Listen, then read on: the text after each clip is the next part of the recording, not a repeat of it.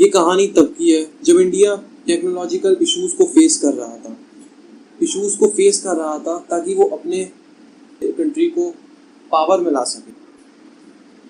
Economical और technological supremacy यही बताती है कि कौन सा कंट्री में कितनी ज़्यादा पॉलिटिकल पावर तंगड़ी है और उसका कितना कंट्रोल है पूरी दुनिया पर। कुछ नेशंस थे जो तब बहुत ज़्यादा स्ट्रांग थे, बेसिकली पूरी दुनिया पर उनका कंट्रोल था और उनके जो लीडर्स थे उनके पास वो पावर्स थी ताकि वो पूरी दुनिया पर अपना कंट्रोल कर सकते हैं। अब इस सिचुएशन में कैसे 1 बिलियन का कंट्री इंडिया फेस करेगा? 1 बिलियन कंट्री वाली पॉपुलेशन वाला इंडिया इस सिचुएशन को फेस करता है। हम लोगों के पास टेक्नोलॉजिकली अच्छा होने के अलावा कोई ऑप्शंस था ही नहीं। बट क्या इंडिया टेक्नोलॉजी में अच्छा हो सकता था तब? मेरा आंसर था हाँ, अच्छा हो सकता था। और अब मैं शायद आपको बताऊंगा कि कैसे हो सकता था। कुछ मेरी लाइफ के वो इंसिडेंट्स हैं जिसके बेस्ड पे मैं आपको ये बता पाऊंगा कि कैसे हम लोगों का कंट्री एक अच्छा country based on the technology हम बना सकते थे।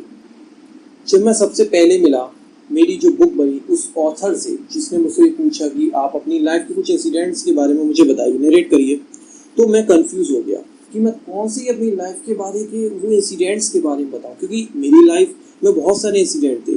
मैं सबको नरेट करना चाहता था बट मैं नहीं बता सकता था। सो मेरा बचपन बहुत ज़्यादा मेरे लिए प्रीशियस था, बट क्या वो किसी और के लिए उतना ही इंटरेस्टेड हो सकता है जो मेरे लिए था?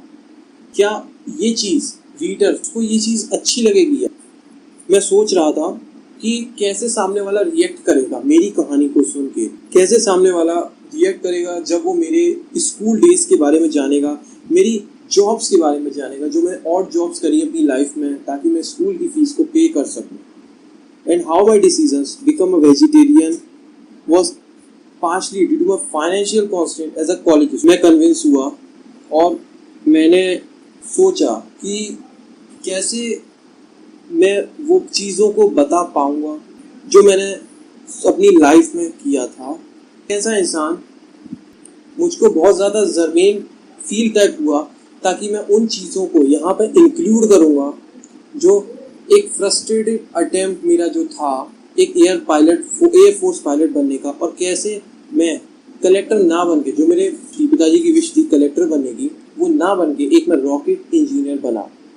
फाइनली मैंने डिसाइड किया कि मैं अपने एक इंडिविजुअल चीज़ को डिस्क्राइब करूँगा जिसने मुझे बहुत ज़्यादा मेरी लाइफ में इन्फ्लुएंस किया। मुझको ये बुक एक वे है, एक तरीका है ताकि मैं थैंक यू बोल सकूँ अपने पेरेंट्स को, अपनी फैमिली को और वो सारे टीचर्स को जिन्होंने मुझे इस काबिल बनाया, जिसकी वजह से मैं उन सबको फॉर्चुनेट हूँ दोनों तरीके से, both as a student and in my professional life. ये एक ट्रिब्यूट है टू अनफ्लैगिंग एंथुसियाज्म और एक एफर्ट जो मेरे यंग कलीग्स हैं। ये एक एफर्ट होगा उन सारे यंग कलीग्स के लिए जो अपने बिलीव्स पर, अपने ड्रीम्स पर विश्वास रखें। एक बहुत ज़्यादा फेमस इसक न्यूटन ने बोला है about standing on the great depth of knowledge and inspiration to the distinguished lineage of Indian scientist, जो जिसमें इंक्लूड हमारे विक्रम साराभाई, सतीश धवन एंड ब्रह्म प्रकाश, जिन्होंने एक बहुत ही ज़्यादा मेजर रोल मेरी लाइफ में किया है और इंडियन साइंस की स्टोरी में भी उन्होंने एक बहुत ही ज़्यादा एक मेजर रोल उन्होंने उसमें प्ले किया। मैंने अपनी लाइफ के 60 ईयर्स और कंप्लीट करी और 15 अक्टूबर 1991 और मैंने डिसाइड किया ताकि मैं रिटायरमेंट लूँ to fulfil what I saw as my duty in the social sphere of social service. तब एक साथ दो चीज़ें मेरे साथ हुई। पहला, मैं एग्री हो गया कि 3 साल के लिए मैं एग्री हो गया गवर्नमेंट सर्विस में, और दूसरा मेरे यंग कलीग अरुण तिवारी जिसने मुझसे रिक्वेस्ट करी ताकि मैं अपनी लाइफ को उसको बता सकूं सो दैट वो इन सब चीज़ों को रिकॉर्ड कर सके।